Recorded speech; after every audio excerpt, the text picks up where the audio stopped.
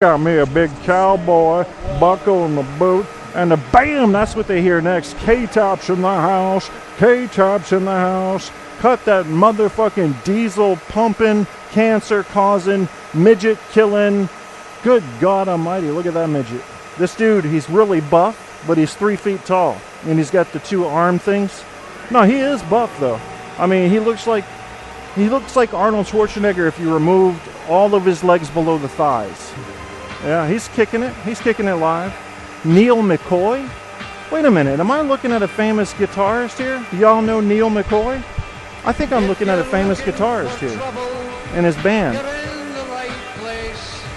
I guess they're all flying out for a concert. This is when they like to fly so they don't have to answer too many autographs and shit. Z says, no one can control me, not even me. Z, that's why you continued to come to my shows when everybody was bad-mouthing me. Because you said, you know what? I will judge people on my own. I will not be told who to listen to and who not to listen to. And I respect that about you. And I respect that about any people. You know, Paul Dembski came to me and said, and I can't share everything he said, but he basically said, the way I've been seeing you attack, that's just vicious. I'm losing respect for people I once had respect for, he said. Now, I don't know who he was talking about, and I'm certainly not going to start implicating people. But I think some people insist that you have a really good reason for attacking somebody and no collateral damage is done. You know, I think it's a reasonable thing to expect, even though we're in this business of fucking around. We do fuck around. I'm fucking with Texas right now. I'm fucking with Neil McCoy. I don't know who Neil McCoy is. Hey, fuck Neil McCoy. That's what I'm saying. Fuck him. I walked into the waiting area at the gate that I was leaving, gate A3, and said, first of all, fuck the Cowboys, they suck. And about 6 people looked up at me and looked right back down at their phones, because that's all these crackers do now. Everybody's looking at their phone. They're going to walk into walls. They're going to fall down escalators. They're going to land on broomsticks that will go up their vaginals, unfortunately, and impregnate them. And then when they have the baby, it'll be a broom, but they'll just ride it. They're for witches. They're for witches. Yeah. Hey, Mr. White. I'm very sorry about the interference, guys. My battery is running out quick. Fucking A. I'm not moving. Move that goddamn country-ass Neil McCoy bus. So one of these guys is Neil McCoy. You know who Neil McCoy is, Mr. White? All right, I'm going to Google it. I don't have really the Google prowess right now because nothing's hooked up right. Let's see if he's famous or like wants to be famous. Neil McCoy. Maybe he sells bacon or something and I just got it wrong. Neil McCoy, country music legend. Huh. American country singer of Irish and Filipino descent. You don't see that every day. So he was born in 58. That puts him at age 57. So I guess I'm looking at his, I guess I'm looking at Neil McCoy here. Yeah, fucking, I'm not a friend of country music. So he could come all up and be like, I'm Neil McCoy. And I'd be like, I'm the K to the T to the A to the P to the man who will put you in AP history. And he'll be like, nah, I don't speak any of that. That sounds ghetto. And I'll say, that's okay. I don't speak Neil McCoy or real hats. And your hat's bigger than your belt buckle, and your belt buckle's bigger than your ego and everything else you got is bigger than your penis. So, not real. It's not real. Give me real, you know? Now, I don't mind an Australian Outback hat if it's leather and if you do things that a man in the Australian Outback has done.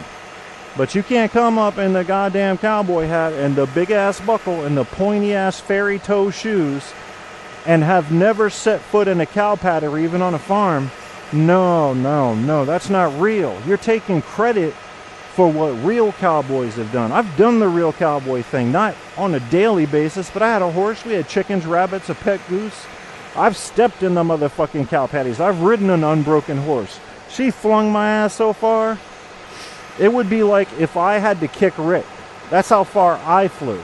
If I had to kick Rick directly in the buttocks and see how far he'd fly, that's what it looked like. And I don't want to do that to Rick. You know, little guys fly, and he may survive the kick, but he's still got to land. That's not good, because you don't even know where he's going to land yet. So I don't want to kick Rick. Don't make me do that just to prove a point. I think I'll travel around the world, you guys. I think I'm going to go to Iceland. Sounds like fun. Definitely got to make a stop in Korea, Germany, Scotland, England, France for sure. I will go over there and speak my shitty French to them all day just to annoy the fuck out of them. I will. You watch. And where else am I going to go? I don't know. Some of those places. I'm not really interested in like Eastern Europe that much, or Asia. I don't know why. Yeah, that's life. Let me get back to the chat room as the battery dwindles down here. Z12, not much of a country fan myself. Some of the trucker goes don't know him. Don't ask the TSA people for a menu. I know.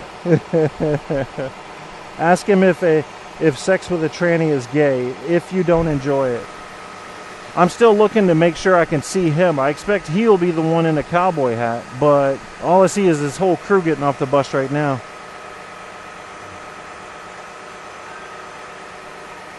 But it's one of those buses, it looks like a big double-decker, and all the windows are painted shut. And on the side, it's just got,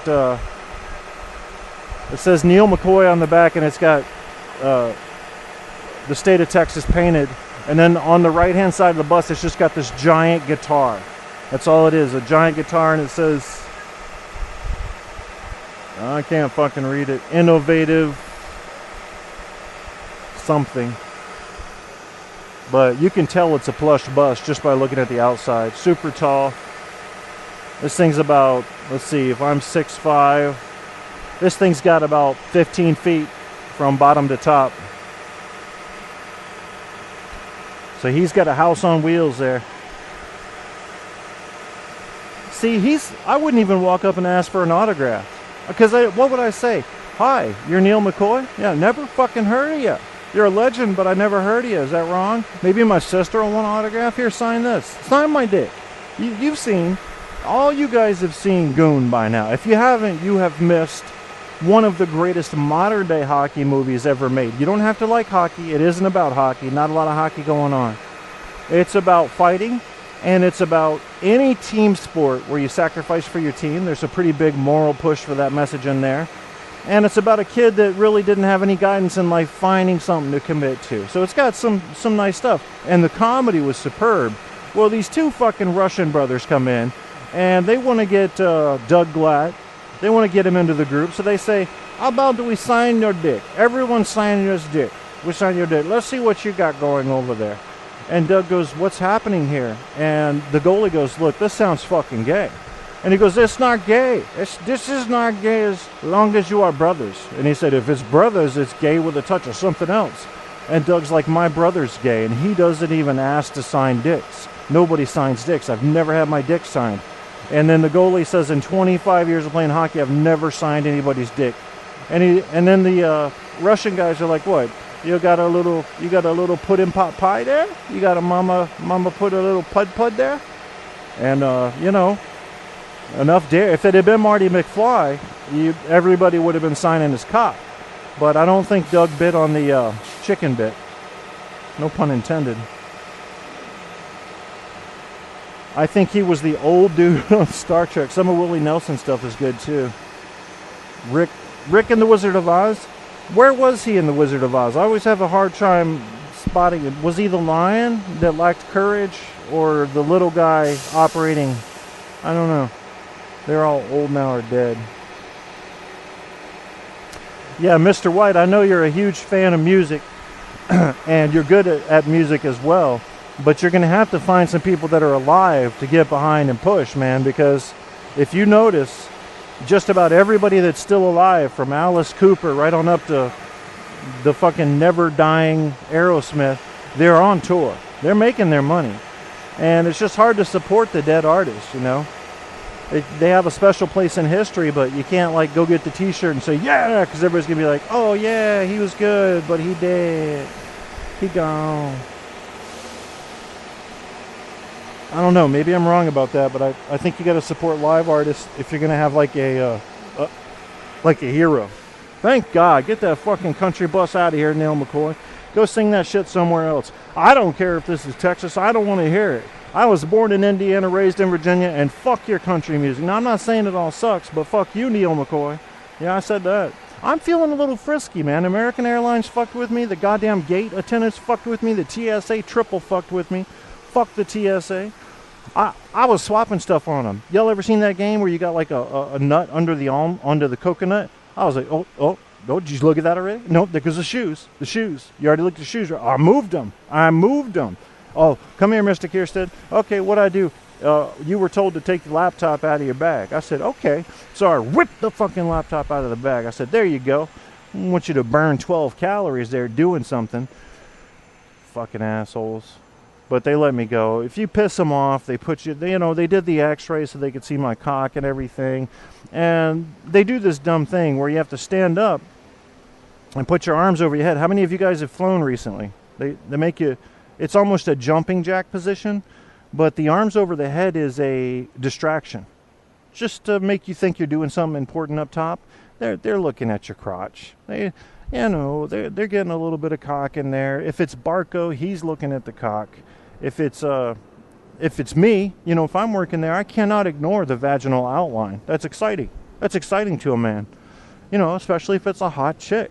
You're gonna notice that. I'm sorry. Just like you'd notice if she had beautiful lips or nice eyes or a nice nose.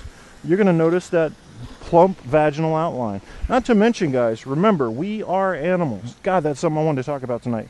It is very hard to get animals, which we are, to commit to logical thinking consistently. Look what's going on with the aliens. Everybody seems so damn sure that this weird star we're looking at is going to be aliens. Now, I haven't followed the story in the past 6 hours, so I don't know what set he's come up with.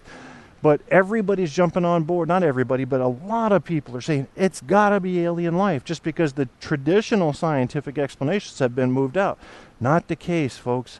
Not the case. We're probably going to get about 6 to 10 false positives before we actually find life. And I think based on only odds, that life is going to be a simple life form. It's going to be exciting for sure. Because once we find life on one other planet, that changes everything. Because then we can prove that it is abundant in the universe, depending on the conditions upon which it arrived on that planet. Everybody's saying, no, Ebola, I know. Everybody's got you scared about the Ebola. Had one woman go into a remission, and that made the news. And I'm thinking, do you know how many people died today strictly from sucking cock? And there was 0 cock warnings. 0 cock warnings today. Please don't suck cocks longer than 8 inches or you're likely to damage your trachea and your vocal cords, and you could get deep bruising on the inner part of the thyroid axiom, and your throat could close and you could seize up and actually bite your partner's penis off, leaving him to bleed to death. And on your tombstone it's going to say, it's true that they both died in need because those motherfuckers sure could bleed. That's probably what I'm just making it up. I did make it rhyme though. Yeah, I haven't slept in 3 goddamn days. Fuck American Airlines. Fuck them. Fuck them. Fuck them. Yeah, I know they can hear me right now too. Probably pay a price. I don't care. I had to sleep at an airport in Dallas. Are you kidding me? I'm a broken man. I don't need this. We're gonna send you to your second place, location, destination. We're going to send you there, and you'll only have a 45-minute layover. The fuck out of here. Flying over the airport because of bad weather for an hour, and then having to fly to an airport in a different state to get fuel because we ran out of fuel. What kind of assholes were flying my plane? I think they pulled them out of goddamn high school. It said, you guys ever play Microsoft Flight Simulator? Yeah, man, we played like 6 hours on that bitch. Get in. We need somebody. Get up in here. I'm telling you, man, sometimes when I'm on a plane, I just think I might have to go take the controls. I don't want to. I'm not going to force my way in there, but if these guys have a crisis of confidence, somebody's got to do it. I know enough where they could talk me down. I don't know enough to land a big plane on my own. But they could talk me down. And the first thing I do is enter the Mile High Club, which I'm not a member of yet. And I probably should have made an effort to join that club. And it's not too late. I'll be flying again tomorrow. But, selection's been a little skimpy here lately. I mean, I could take the number of Hispanic midget women is growing almost exponentially as I pass through Texas, and I'll soon be passing out of Texas. But if I get out to California, they're going to be equally as abundant. Now,